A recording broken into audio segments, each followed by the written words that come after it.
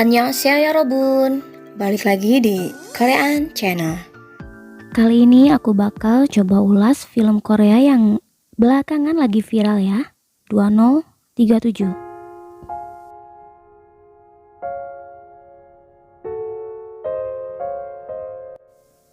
Film ini mengisahkan seorang gadis berusia 19 tahun bernama Yoon-young. Yoon-young tinggal berdua bersama ibunya yang memiliki keterbatasan, tidak bisa mendengar, dan juga kesulitan berbicara, serta mempunyai penyakit asma. Namun terlepas dari semua kekurangan itu, Yoon-young sangat menyayangi ibunya. Ibunya lah satu-satunya harta dalam hidupnya yang selalu ingin dia lindungi. Yoon-young tak pernah lelah untuk selalu mengajari ibunya berbicara.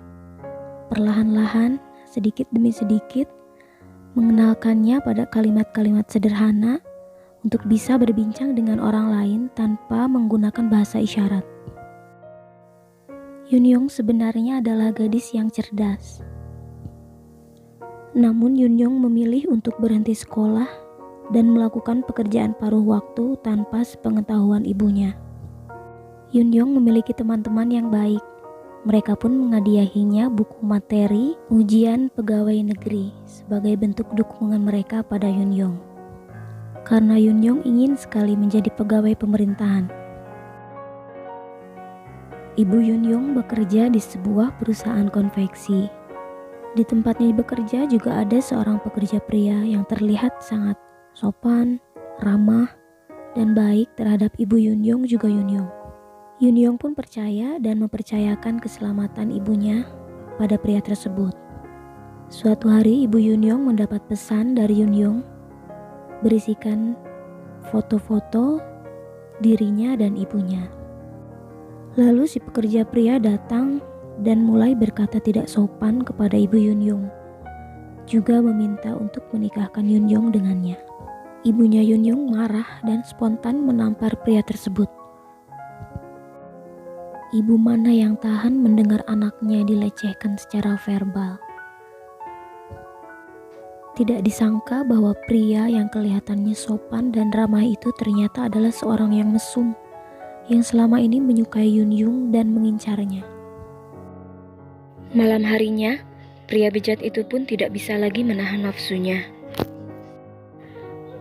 Dan Yoon-young jadi korbannya. Sementara Yoon-young masih terbaring lemah, ibunya terus mencarinya dengan cemas. Pria bijak itu menyuruh Yoon-young untuk tetap tutup mulut, bungkam tidak melapor pada polisi atau menceritakan pada siapapun atas kejahatannya. Dia mengancam akan membunuh ibunya dan melakukan hal serupa terhadap ibunya. Seketika Yoon-young bangkit dengan penuh amarah. Ia meraih sebongkah batu besar, lalu menyerang dan memukul pria bejat itu ketika ia lengah, hingga nyawanya melayang. Yoon-young didakwa atas kasus pembunuhan, walaupun sebenarnya di sini dia adalah korban yang sebenarnya. Dan karena kurangnya bukti, Yoon-young kesulitan membela diri di pengadilan. Ditambah lagi karena Yoon-young tidak memiliki tanda pengenal sebagai siswa. Dia telah menginjak 19 tahun, ia pun dinyatakan sebagai orang dewasa. Pengacaranya menyarankan Yoon-young untuk meminta bantuan kepada organisasi hak wanita atau organisasi sosial. Tapi Yoon-young memilih untuk menerima apapun keputusan persidangan, karena Yoon-young tidak ingin menarik perhatian publik. Pada akhirnya hakim memutuskan menjatuhkan hukuman 5 tahun penjara terhadap Yoon-young. Mengetahui akan hal itu, ibunya histeris, sakit, hatinya hancur sehancur-hancurnya. Sesampainya di penjara, Yoon-young ditempatkan di sel kamar nomor 12 bersama dengan 5 orang narapidana lainnya dengan latar belakang yang berbeda-beda. Setibanya di dalam kamar, Yoon-young tidak sengaja menyentuh salah seorang teman sekamarnya yang bernama Sarang, dan Yoon-young pun dipukuli habis-habisan. Beruntung teman kamarnya segera melerainya. Dan ternyata mereka sangat peduli terhadap Yunyong. Di malam pertama dia di penjara, Yunyong tidak berhenti menangis semalaman. Yunyong terasa belum bisa menerima kenyataan yang pahit ini. Ini semua bagaikan mimpi buruk untuknya.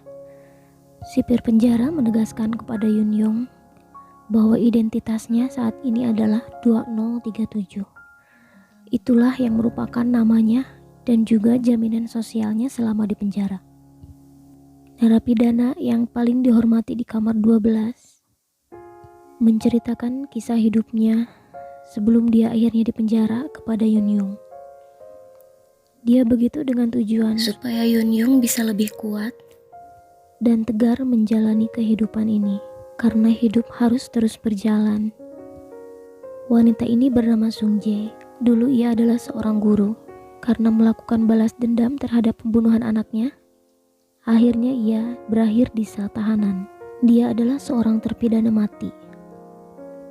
Maka dari itu, plat nomor tahanan di bajunya berwarna merah, yang menandakan bahwa ia adalah terpidana mati. Malam harinya, Yunyong menulis surat untuk ibunya. Ia merasa suasana hatinya sudah lebih baik dari sebelumnya.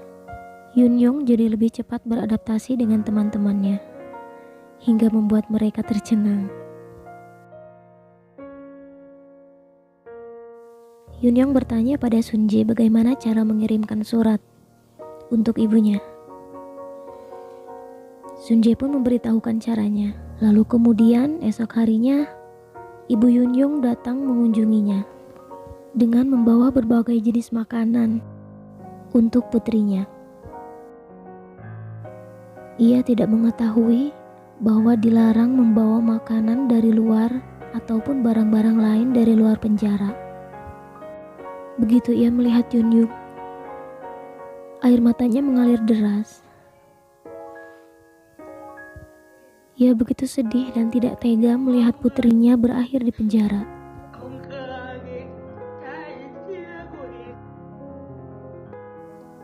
Keesokan harinya, Yunyong jatuh sakit. Ia pun dibawa ke klinik tahanan. Di sana dokter menjelaskan bahwa Yunyong sedang hamil. Mendengarnya, Yunyong semakin terpukul. Ia hilang kendali dan berlari sekuat tenaga mencoba menerobos gerbang penjara. Ia berharap bisa lari dari kenyataan pahit yang tengah ia hadapi.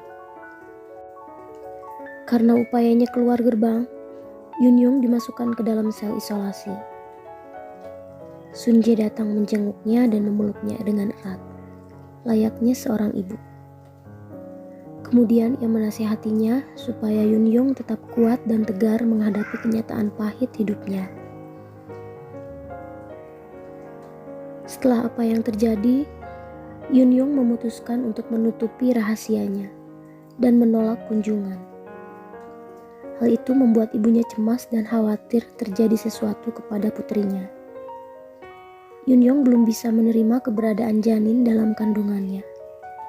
Dia bahkan sempat mencoba mengakhiri hidupnya, tapi pada akhirnya dia tidak sanggup melakukannya. Hati kecilnya selalu mengatakan bahwa ia ingin hidup dan kembali bahagia bersama ibunya. Akan tetapi, kehidupan dalam penjara selalu membuatnya tertekan. Terlebih, ia selalu mendapat gangguan dari para penghuni kamar lain. Beruntung ada Sun Jae, ketua kamar 12, yang selalu membantunya dan melindunginya.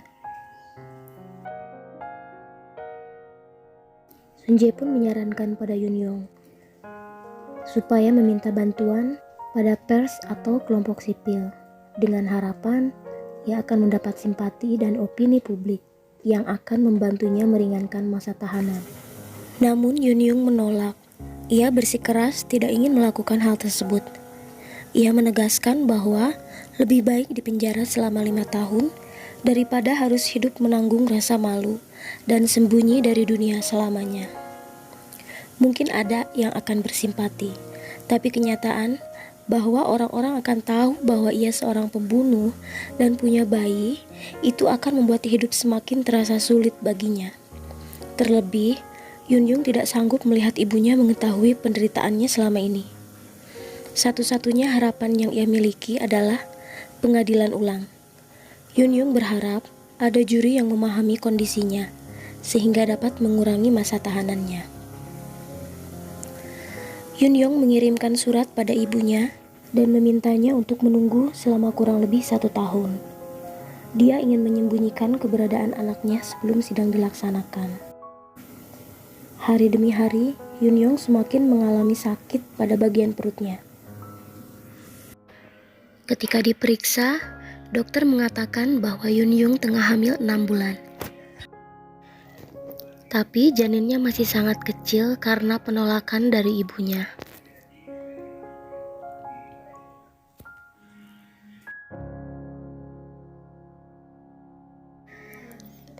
Berbeda dengan Yunyung, para penghuni kamar 12 begitu mengkhawatirkan Yunyung dan bayinya. Terlebih lagi, Lira, si wanita pembuat onar yang benar-benar mendambakan bisa punya anak sedangkan ia telah lama kehilangan rahimnya setelah menjadi wanita malang. Sementara itu, Sarang mendapat kabar bahwa ayahnya yang ia benci telah meninggal dunia. Meskipun demikian, Sarang tetap merasa sedih dan terpukul. Air matanya jatuh, dan saat itu hanya Yunyung yang mengetahuinya. Yunyung terdiam menemani Sarang, berharap bisa sedikit menenangkan perasaan Sarang. Sidang ulang akhirnya dilaksanakan secara tertutup untuk umum. Yunyung memberikan pernyataan terakhir bahwa ia adalah korban. Meski begitu, ia tidak meminta siapapun untuk mempercayainya dan akan mematuhi apapun keputusan hakim. Karena ia sadar, ia telah merenggut nyawa seseorang dan siap menerima konsekuensinya. Ia akan bertahan, lalu kembali hidup bahagia bersama ibunya. Pada akhirnya, hakim tetap memutuskan Yunyung bersalah. Tapi, mempertimbangkan bahwa ada cukup alasan untuk meringankan hukumannya, maka hakim mempersingkat masa tahanan menjadi 1 tahun penjara.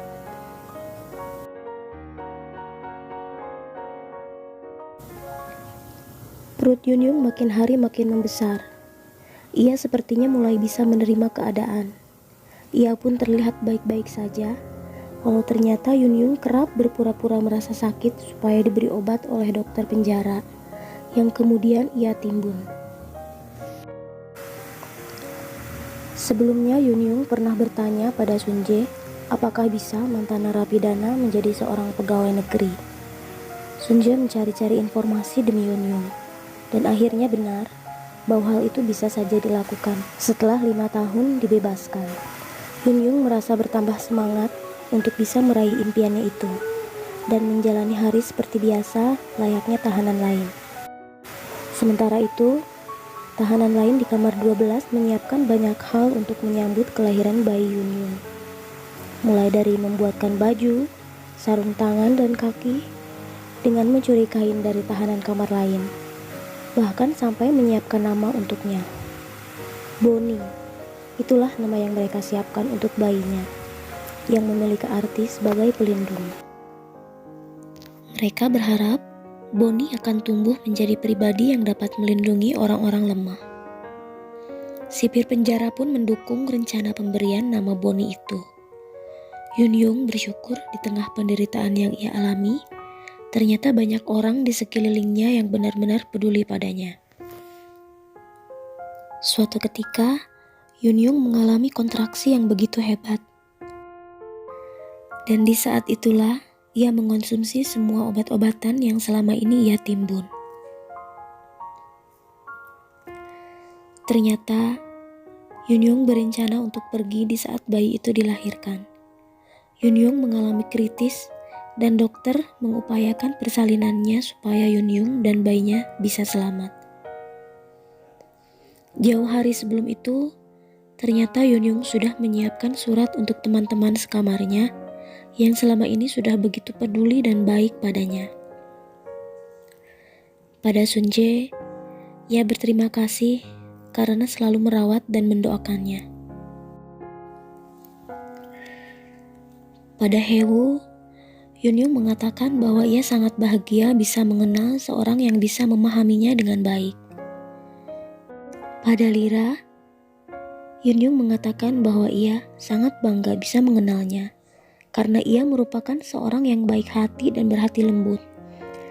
Pada Rose atau Jangmi, Yunyong mendoakan supaya ia bisa menemukan cinta sejatinya dan menikahi pria yang benar-benar mencintainya.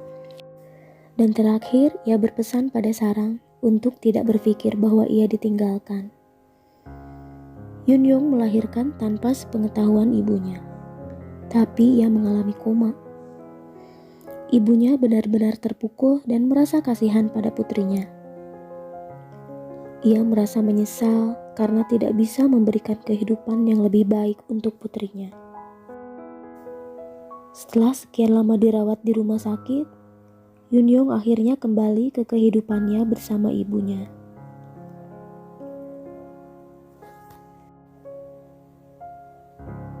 Pada bagian akhir, ada beberapa opini tentang bagaimana kehidupan Bonnie, anak Yunyong.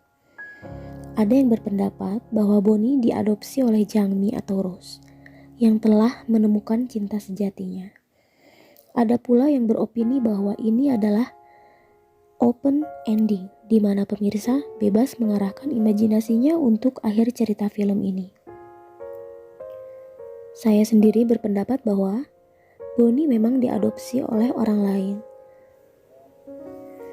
tapi bukan oleh Rose atau Jangmi, karena terlihat walaupun sekilas wanita yang bersama Bonnie bukanlah Jangmi. Yang pasti, di akhir cerita, Yunyong akhirnya bisa mempersiapkan diri untuk ujian pegawai negeri. Ia kembali bersemangat mencoba meraih mimpinya yang sempat tertunda beberapa saat. Dalam hidup, akan selalu ada ujian dan cobaan yang menerjang. Sebesar apapun itu, yakinlah bahwa kita bisa menghadapinya karena Tuhan memberikan ujian itu tak pernah lebih besar dari kemampuan yang kita punya. Demikian alur cerita film 2037. Semoga Yorobun pada suka ya. Mohon dukung terus channel ini dengan cara like, subscribe, dan juga share video ini ke teman-teman yang lain ya. Sampai jumpa di video berikutnya.